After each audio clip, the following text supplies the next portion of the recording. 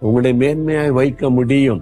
நீங்க உங்களை நினைச்சு தாழ்வாக நினைச்சு சோர்ந்து போகாதங்க.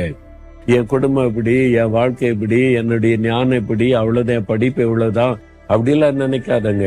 கர்த்தரால் உங்களை உயர்த்தி மேன்மைப்படுத்த முடியும்.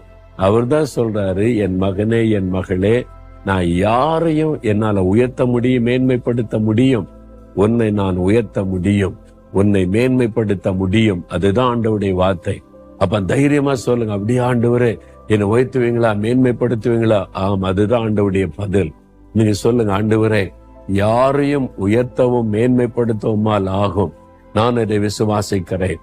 ஒரு தாவீதை உயர்த்தியனவர், எஸ்தரை உயர்த்தி மேன்மைப்படுத்தியனவர், ஒரு யோசேப்பை உயர்த்தினவர், என்னையும் உயர்த்துவீர்.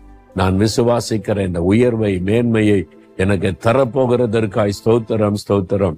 இயேசு கிறிஸ்துவின் நாமத்தில் ஜெபிக்கிறேன் பிதா.